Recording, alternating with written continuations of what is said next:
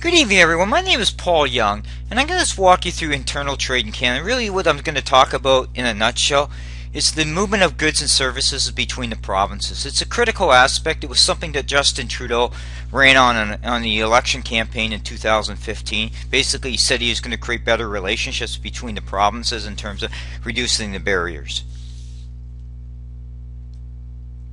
This particular slide quickly just gives you an idea of the GDP. Canada's GDP is roughly about $2 trillion, where the bulk of it is in Ontario, but each province contributes a certain amount of GDP as the overall thing. So it's very critical, based on the way the country is structured in terms of its GDP, to understand the dependencies that we have depending on what the structure of the economies are from province to province.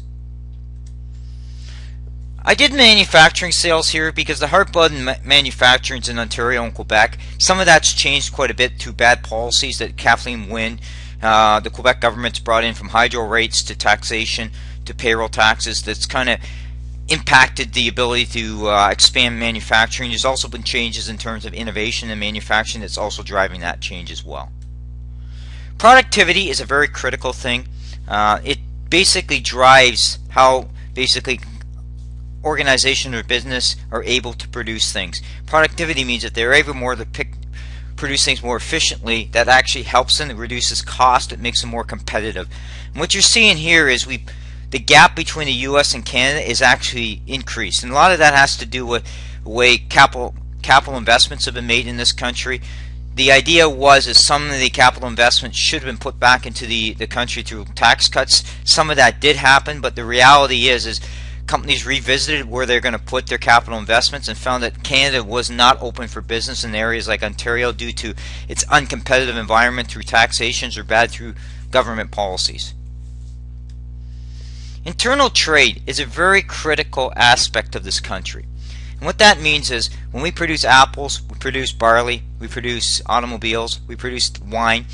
Basically, there's so many rules and regulations that come into play to allow those goods to flow properly across the country. This kind of gives you an idea of interprovincial exports by provinces. So you can see where provinces like Ontario, New Brunswick, and other provinces really gain a good portion of their GDP from interprovincial trade. Now, the more restrictions you put in, the less it allows free flow of those goods. And that actually hurts the economy and hurts the business itself. It's easier for business to export goods than it is actually to do trade within the country. This kind of gives you an idea on a percentage where I broke out the exports and the interprovincial in terms of its impact to kind of give you an idea. Now, basically, this looks at where the sectors where it's involved. And where you're seeing the wholesale trade, that's getting into the resale side of goods and services. That's where you're seeing where we produce products like wine, food products in other provinces, and we tried to ship them across. And the reason why some of that comes into play as well, because of the e-commerce driven philosophy of the country now in terms of the retail cycle, more and more sites are becoming small business or using e-commerce. It's growing now where it's about maybe 12% to might be up to a quarter. 25% of all retail sales will come from e-commerce. Now this actually shows you the obstacles for SMEs, and they're really talking about interprovincial trade barriers. Now, Canadian Federation of Independent Business and other groups have come out and said that trade barriers themselves cost the economy about $14 billion per year in terms of lost sales. That's very critical to understand that. That's lost sales. So even if you use $14 billion and use a 10% operating margin, that's $1.4 billion in net income before taxes. And if you use it 30%, that's about $300 million of lost tax dollars because they're not able to sell across the country. That's what's critical. Let's talk about the pipeline, because the mayors of Montreal, Dennis Coderre, and different people have come out outspoken yesterday, but they didn't seem to say too much about oil by rail. Now, here's the critical aspect. As a country, these people need to stop creating silos, and what they really need to do is work as a whole as this country to see what's best overall to move a flow of goods. They were okay with receiving the government transfers equalization, the money flowed through them, but they're not okay with everything else. So this is a political maneuvering by a lot of these people supporting some sort of pro-green agenda without really looking at the overall benefit of the economic value that brings to their province. And that's critical to understand that. This kind of gives you a quick status of what's going on with the pipelines.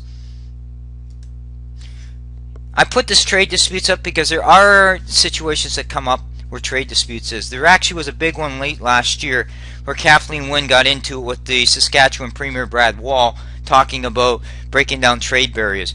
Well, the biggest problem that you got is each of these leaders, in a lot of cases in the provinces, are playing to their power, which is the union, and they're not willing to open up things because they're afraid to lose the vote. So you've got a lot of silos happening, and if you're going to move this country forward, you got to reduce those silos. Now, I have not heard once Justin Trudeau saying that he's going to reduce the silos down to work for a better relationship for the provinces, to work better, to move the economy forward. What I have heard from Trudeau and seen a lot is a lot of selfies.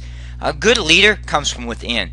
Bad leaders tend to go to areas that they want to be more focused on themselves versus on policy. We're probably going to be in for a difficult ride as a country as we move forward. Thank you.